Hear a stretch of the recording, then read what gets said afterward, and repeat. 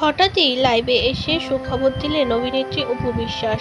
এক্ষুনি জানালেন তার আবার একটি ওপেনিংয়ের কথা। একের পর এক ওপেনিং করে সকলের নয়নের মণি হয়ে উঠেছে অপু বিশ্বাস। তাই তো আবারও নতুন কাজের নতুন বিষয় নিয়ে কথা বললেন দর্শকদের সামনে অপু বিশ্বাস। হ্যালো এভরিওয়ান, আমি অপু বিশ্বাস। আমি আসছি 2 নভেম্বর সানডে লন্ডনে glow woman and Piyal Hossain আয়োজিত ETV iconic star and business অ্যাওয়ার্ডে আমি থাকছি আপনাদের সাথে। শুধু আমি একা থাকছি না, আমার সাথে থাকছে আরো অনেক অনেক সেলিব্রিটি। সো দেখা হচ্ছে আপনাদের সাথে। আর কোথায় হচ্ছে? Mayfair venue, London. সো দেখা হচ্ছে আপনাদের সকলের সাথে। বাই।